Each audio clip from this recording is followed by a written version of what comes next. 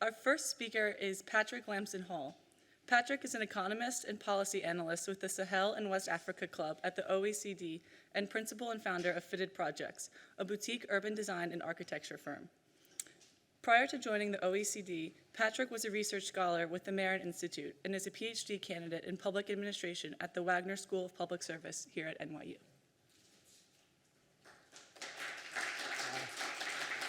Thanks, everyone. That's probably the most applause someone's ever gotten for being a PhD candidate. So thanks. I hope everyone enjoyed your lunch. I know that we all just ate and the morning was long, so I'll try to be interesting. But to be perfectly honest, I changed my presentation after seeing Astrid's presentation this morning. So I come at this topic of new cities from a few different angles. I come at it from the research that I've done with Professor Sally Angel on urban growth in Africa, the work that we've done together on the ground in Ethiopia, Uganda, Somaliland, Colombia, working with cities to help them prepare for their urban growth, working with the public sector to help cities prepare for their urban growth. And then I come at it from this private sector angle of working with developers and nonprofits like CCI that are actually interested in the charter city idea, in new cities as real estate developments, in new cities as public-private partnerships. So I have a lot of hats, and this presentation in some way is like if I took all those hats and put them in a blender and then tried to make a new hat.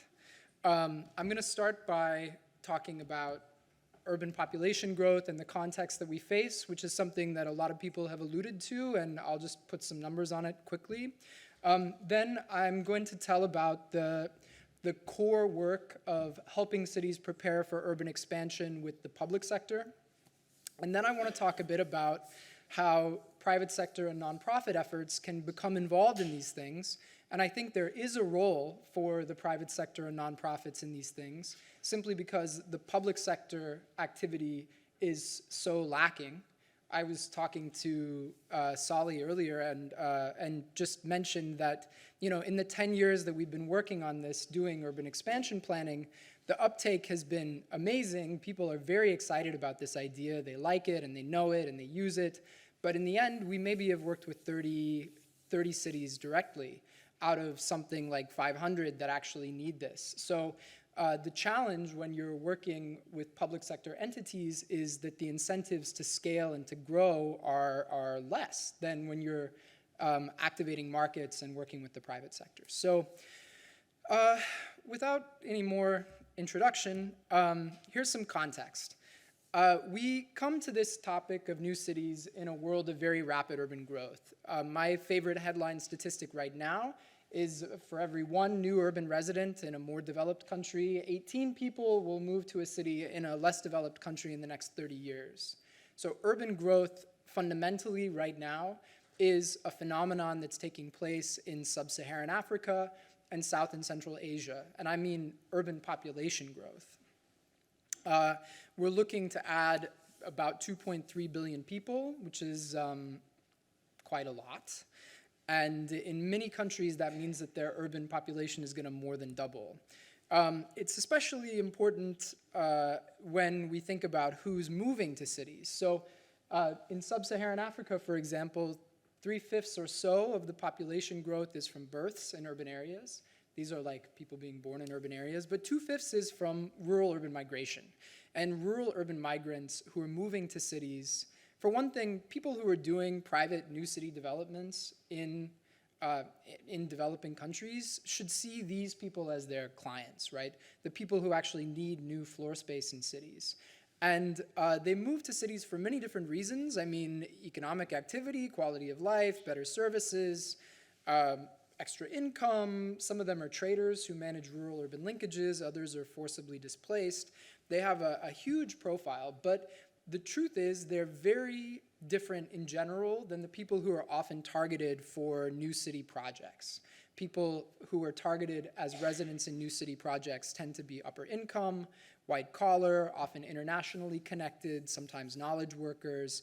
But this population doesn't represent the majority of population growth in cities. So if we're thinking about new cities as a solution to the challenge of urbanization, we have to be thinking about ways of building new cities that actually can meet these people's needs. Just an important consideration there is that this population growth is leading to spatial expansion with or without planning. So when cities grow in population, they also increase in area. We have the example of Accra here, which increased 6.1 times in area, 3.4 times in population. This is fairly typical. As cities double in population, they triple in area on average. New residents of cities can settle in existing areas, which is called densification, or they can settle in newly built areas, which is called urban expansion. And worldwide, about 3/4 of urban population growth is landing in areas of expansion. In Accra, it was about 75%, almost exactly. So when we consider planning for new cities, we should start by recognizing that most new cities won't be greenfield projects. They'll be extensions or edge cities. And this is actually, in a way, a good thing, because that's what makes urban development economically feasible. By building adjacent to existing cities, you can piggyback on their metropolitan labor markets. More importantly, you can piggyback on their connective infrastructure, airports, highways, ports. When considering where, I would really encourage people looking to develop new city projects to expand their lens beyond the internationally connected major cities that are often the focus of these efforts to the 414 secondary cities that have more than 100,000 residents in sub-Saharan Africa and have hosted 54% of urban population growth. These are places where they're cities of arrival for new migrants. 90% of the population of sub-Saharan Africa lives within 100 kilometers of a secondary city. They're cheaper, they're better connected to rural areas, and they're places that have the most growth potential if you're interested in doing a project at scale, because practically speaking, that's where governments are attentive and where it's possible to get land and the number of actors are minimized. The way this growth is occurring right now, or at least as we studied it in the Atlas of Urban Expansion from, say, 1990 to 2015, we observed that about 2/3 of newly built residential areas didn't have any planning at all. So I'm not talking about no new city plans. I'm talking about no private sector plans, no public sector plans. There was no framework that this growth took place in. And this is very problematic because, as Astrid pointed out, when these areas grow with no plans, eventually they need to be retrofitted with infrastructure. And the cost of furnishing unplanned areas with infrastructure is 3 to 7 times more than doing it in areas that were planned.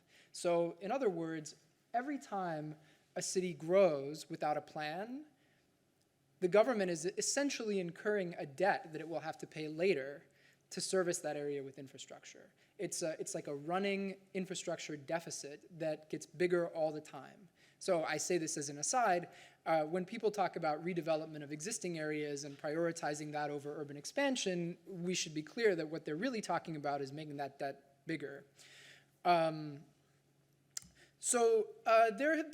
are private sector responses to this, and the responses have been insufficient. Most new city projects fail to meet the need for peripheral urban development. They're not at the right scale, they're not at the right income, and also the informal private sector response is insufficient in various ways. We can see a really sharp contrast here. I mean, this is Kalamba. I think Kalamba gets picked on a lot because there are a lot of photographs of it, but I'm going to pick on it as well.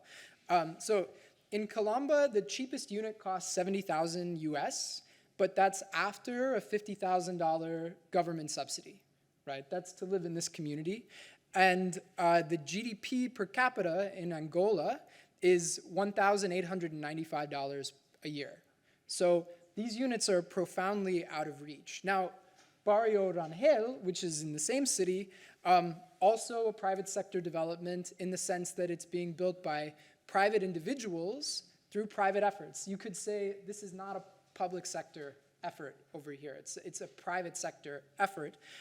Informal private sector development offers a range of housing sizes and styles.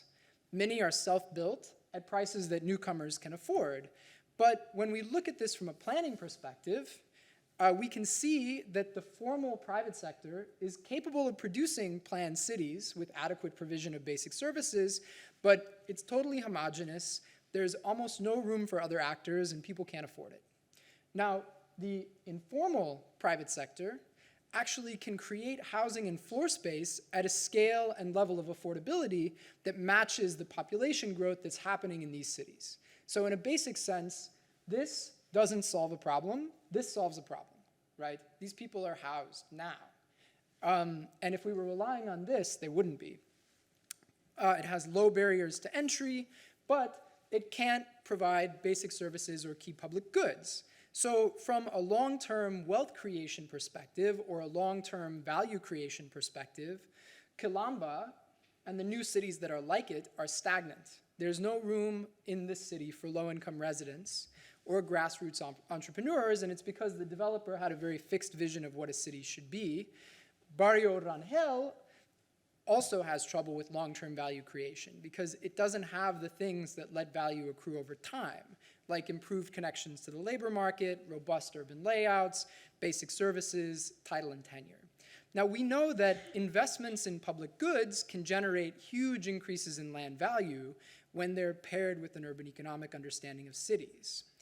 And this is usually seen as a kind of a public sector activity, but in Africa, it's not happening. So the question we can ask ourselves is there room for private entrepreneurs to create a business model that provides the same accessibility and participation and inclusion that we see in Barrio Rangel, but with provision of public goods like we see in Kilamba?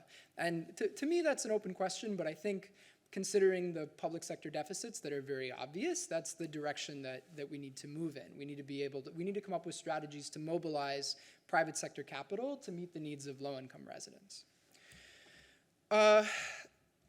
Just an observation here. By the way, I should say I really did rework this presentation, so each slide is as much a surprise to me as it is to you. The kind of urban planning that these places need is lightweight and proactive. It's basically about ensuring that in the long term, when the upgrading process takes place, it takes place in a way that's affordable and, again, lets it happen at scale. So, these are images kind of contrasting of opening up a road in a rural area before development occurs. This is a very simple road, and trying to open up a road in an area that's already built up. You can imagine the difficulty involved in opening up a road in a place that's already built up versus in a place that's not. So we need to be proactive, and we also need to be inclusive. And when we think about inclusive design, we can start from a few basic principles that aren't usually associated with it. The first one is to understand that cities are labor markets. So designing neighborhoods for low-income people that don't provide access to jobs really fundamentally doesn't work. We have to meet this labor market need in order to have land values in any case. The second thing to understand is that the urban economy scales based on the number of jobs. People come to cities mainly to sell their labor, and when there are more buyers for that labor, the price can be higher, the productivity can be higher, the opportunities for learning, matching, and agglomeration can be greater. And the greater the number of jobs accessible within a given commuting radius, or the greater number of workers accessible to firms, the greater will be the output of the city. In other words, when we think about planning cities and planning for city growth, we have to understand that the thing that creates prosperity isn't the population or the number of jobs. It's the number of potential connections within the commuting radius. That's what makes it happen. So this is a fundamental principle of urban design that's very important. Third, non-excludable public infrastructure networks are the things that connect labor market actors. And that's a very fancy way of saying if there aren't any roads to a piece of land, the people don't want that piece of land. And if you were living on a piece of land with poor connectivity, it wouldn't have a very high value. It wouldn't be good for you. So we need to have these non-excludable public infrastructure networks, road networks essentially, in order to have value creation in cities. These don't have to look like things that are used for cars. They can be bike paths, bus routes, whatever, but they have to tie the city together. Then we have this idea of evolution, which is completely missing from the Colombo model. To build a city that's actually inclusive, that actually works like a real city and that has long-term value creation, we have to recognize that especially in a rapidly urbanizing context, the economy is changing very fast, very dynamic changes in the economy. Households and firms are changing, and households change in composition and income, firms change in size and competitiveness. This means that demand curves change. Demand curves specifically for land, housing, grocery stores, all types of floor space. So however the city's designed, it has to be designed in a way that makes the supply of floor space elastic so that it can actually respond to these changes that are happening. And then, this is just my own aside, a project that just focuses on one income segment really has no business calling itself a city by any means. Like, a project that focuses on one income segment is dependent on other things going on around it in order to thrive. That means that when you have an area that's for upper income people, it is implying an area that's occupied by low income people that has a worse quality of life and worse services. When you have an area where you're prohibiting commercial establishments and industry, it is assuming that that activity is going to be going on somewhere else. A city includes the range of activities that are necessary for an urban economy to function. And when we think about urban growth, and especially in new city models, if we're thinking at scale, we need to be building places that can incorporate the entire range of activities that are required for a city to function. Otherwise, you'll have something like Alan's great example of Chandigarh, where it's a beautiful city, very well designed, that has a big slum next to it, which is the only place where you can go to get a good meal, because there wasn't any room made for the kinds of people who open luncheonettes in Chandigarh. So we have to build with that in mind. The solution that we came to at the urbanization project, and this is Salih's brilliant idea, which has worked very well, is organizing the peripheries of cities using basic urban expansion plans, mobilizing public sector efforts to address this. In Ethiopia, NYU worked with 18 cities to implement a 5-step, 4 steps originally, and I made it 5 at some point because I found it easier to explain. I apologize for that, Salih. We implemented this to make basic plans for rapid urban expansion at scale. It has 5 steps. The first step is data, figure out how much the city's going to grow. The second step is to get your hands on some land that's big enough to actually accommodate this growth. The third step is to identify and protect environmentally sensitive areas so that when the growth is happening, you can guide it away from them. You can use these to create public parks, you can use them to create watershed reserves. The fourth step is to grid it, create a network of arterial roads spaced 1 kilometer apart. And then the 5th step is to actually acquire the land, take the initial step toward implementation, acquire the land just for the arterial grid. So if there are farmers on this land, they get to stay farmers. If there are villages on this land, they get to stay villages. We're just talking about acquiring the land for the arterial road network before development happens, so that in the future, you can actually provide these areas with core infrastructure and services. This is probably the lightest weight planning model in existence, and it's worked quite well. So why has it worked well? Because the implementation model is extremely locally led. After receiving some initial training, expansion plans are created by city teams in the public sector. These are teams that I've worked with recently in Uganda.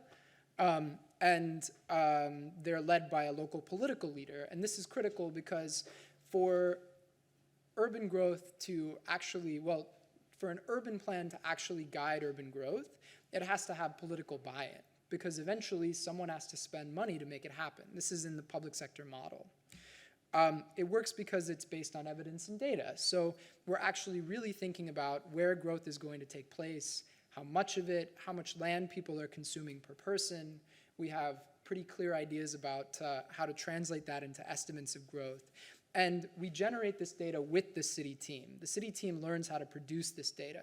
So rather than simply kind of helicoptering in from New York and giving them a report, they build ownership over this, because if they do the math, then they trust the numbers.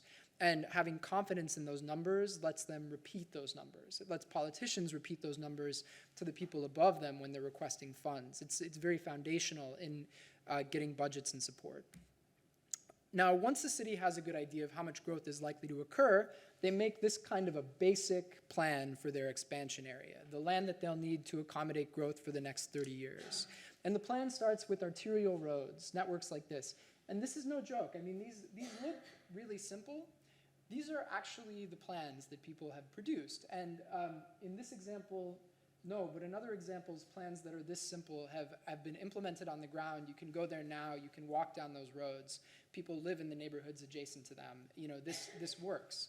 The roads are usually 20 to 30 meters wide. They're organized in a network that loosely resembles a grid. The idea isn't necessarily to be totally rectilinear, but to make sure that they have four-way intersections and good connectivity across the entire metropolitan area. And the logic here is simply that if you want to maximize productivity in the city, if you want people to have the best shot at having a good life with a good job and the things that they need, then you can't have one big part of the city that's not accessible to the rest. You need to have equity of access. You have to be agnostic about where you're providing services if you want to maximize opportunity. In the end, it turns out to be a pretty judicious use of resources. These plans only require about 6% of the land in the expansion area. It's relatively cheap, and because the process is locally led, it's even cheaper. And it's a good thing to do because it has short-term actions and long-term impact. The main activity that makes the plans a reality is reserving the land for the arterial roads. The plan is meant to cover 30 years of growth, but the idea is to acquire all the land for the rights of ways of the roads in the first 5 years, then build them out gradually in response to demand. So what you're really doing is creating like a public asset that is a set of road reserves. And if you do it now, you can make a long-term framework for growth. So we have data from 4 cities that started trying to do this in 2014. The first group of 4 have created over 500 kilometers of arterial roads, either constructed or preserved. And city leaders have been able to use this to allocate infrastructure funds to actually construct the roads, not just reserve the land. And they report that it's reduced informality and squatting, that it's improved revenues. We conducted a survey, which is now being improved with a grant from Open Philanthropy, but the initial survey found that residents living in these serviced expansion areas were 4 times more likely to have formal land tenure, 4 times more likely to have piped water, 7 times more likely to have metered electricity. They could get to the city center 35% faster than in areas built at the same time without these arterial grids, and they had a 42% lower travel cost. So we're starting to gather data that shows that this approach, when it's implemented, has a real positive impact. So why do these plans work? Well, first off, it's a fundamentally inclusive model. There's nothing about the design that privileges one group over another.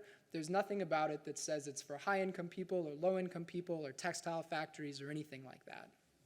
Second, it's based on evidence and data. It reflects challenges that the cities are actually facing now, people moving to the cities fast, and it provides an approach that can actually be implemented. Because it's simple, it can be locally led, which makes it easy to adapt to local circumstances and embed in the local political reality. So the plans basically offer a realistic approach that governments can actually afford, that the public sector can actually afford to do, often with their own resources. And it has a set of short-term actions that can often be accomplished, this is important, within the term of a single mayor, but that produce a visible and long-term impact. This is why it's succeeded. Now, why I think it will succeed in the long term is because it's an evolutionary and adaptive model, fundamentally. So as these cities become wealthier and more populous and their needs change, just like in New York, there's nothing about these grids that locks them into one particular development model. They can reinvent themselves still using this backbone. So the question, and this is where I kind of make like an awkward bridge in the presentation. This is the public sector side of things, and it works well, but as I say, it hasn't fully scaled, right? So the question is, that's maybe relevant to this conference, is how can this mesh with private sector efforts? Because we know that in general, the public sector isn't doing this. In the places where we've gone and we've worked with them, they are, right? But in other places, they're not, and in the end, there's just Sally and me, so we can only do so much. The private sector is very eager to be involved in urbanization and urban development in sub-Saharan Africa. There are funds that are going into new city projects right now that could pay for dozens of these plans implemented on the ground. Those funds are going to a small, relatively privileged group of people, often in prestige projects. So how can we tie this in with private sector efforts? Well, this is a good value for money. We spent around $500,000 to provide knowledge exchange to 4 cities, created room that we know of for at least 26,000 jobs, 140,000 residents. The actual public sector investment to make these plans in 4 cities, to make them happen on the ground, was around $10 million. It stimulated $77 million in private investment. So this is where we start seeing the opportunity for arbitrage. A $10 million investment stimulated $77 million in investment, right? So now we start to see how maybe the private sector could start to get involved in this and see something happen. But what's missing from the picture right now, from the way that we've designed urban expansion planning as a public sector-led activity, is a value capture mechanism. Because private companies can't necessarily put a property tax on the edges of cities. So I am just trying to figure this out recently, but it's very interesting to me, so I'll tell you kind of what I'm thinking, and hopefully I'll get some feedback on it. I think that what needs to happen for the private sector to get involved in urban growth at scale on the peripheries of cities is that they need to plan at a more granular level than the grid. They need to go down in the grid. First, they need to plan a grid of neighborhood streets forming blocks and sub-blocks. So they need to further subdivide the land into saleable units. Blocks are a smaller unit of development than macro blocks. But eventually, there's always been an assumption in the back of our minds when we think about urban expansion planning that the macro blocks will be further subdivided eventually, either by the informal sector or by the formal sector. So to capture value from this process, the formal sector would need to lead this process of subdivision of the macro blocks into blocks. There's actually a good argument for doing this. You can develop macro blocks as is. We see it all over the world, where a developer creates macro blocks and then sells them off to other developers and builds something on it. But when block sizes are too large, the city becomes unwalkable. When too much land is given over to a single development leader, we start to see these cities that are very exclusive. The city becomes very homogeneous and dull, probably almost as dull as looking at a block diagram. And this is often the case in new city projects. And the antidote to this, the antidote to this homogeneity and exclusion is to let as many people participate in the building of the city as possible. So the layout of blocks, like the layout of the macro blocks, should be pretty agnostic as to the uses. And what it means in practice is that block sizes should be designed to optimize for accessibility in general. I have a lot of thoughts on block size. The main thing that I would say is just that in young cities and in newly developed areas of cities, land markets are still in flux. So you don't necessarily know what the highest and best use of land is in any given place. So doing boutique block designs, like we see in curvilinear subdivisions, but also like we see in industry parks, can foreclose possibilities later because urban layouts are very sticky. So it's better to design a layout, kind of like the Manhattan grid layout, that doesn't presuppose any uses. And that will make this a more adaptable place in the long term. Then, once they have these blocks, they have to create a saleable unit. And to do that, that means taking the blocks and subdividing them into plots. And this is really, in some way, the step where there's an opportunity for value capture by a private developer that's seeking to participate in actually addressing the challenge of urbanization rather than just building a boutique project. So the plots, I have a lot to say about plots. Plot size is a key vehicle for equity in urban development. The smaller the plot size is, the less it costs to buy one. So you can drive the land market down market. You can drive it into the realm of affordability for low-income people if you're willing to make plots small enough. But in Africa in particular, this is often not the case. formal land subdivision regulations often require plots that are hundreds of square meters, which, if you're not a metric person, is way too much land. It's a lot of land for a house. What I think developers need to do to tackle this challenge, if they want to get involved in this, is they need to figure out what the smallest plot size is that the local real estate market will bear. And you learn that by looking at what's being sold in the informal sector, where they don't comply with formal plot regulations. And if they can subdivide their land into parcels that are small, then what they do is they make it possible for low-income people to get into those areas and acquire land, and low-income people can compete with wealthier people for spots in those areas because they don't have to pay, even if the square meter price is high, they don't have to buy very many square meters. Regular small plots also, again, try to embed adaptability into the structure.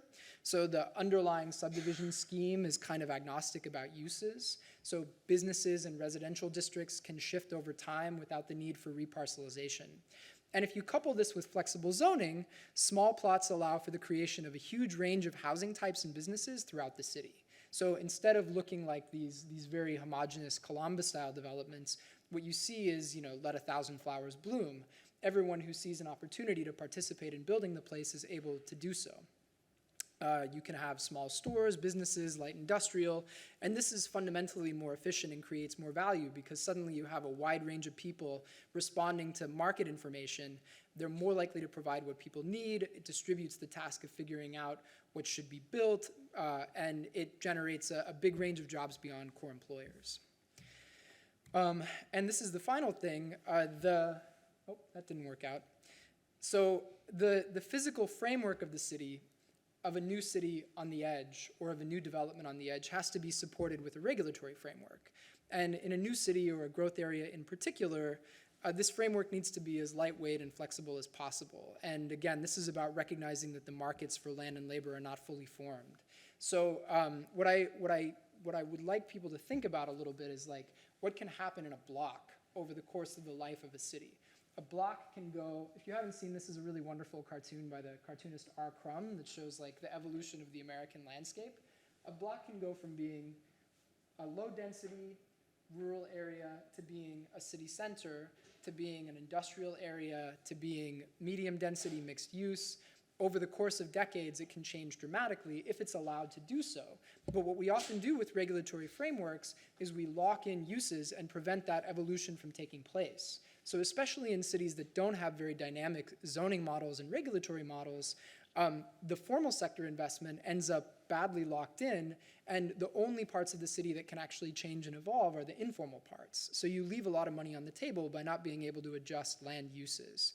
Now, there's still a role for zoning in new growth.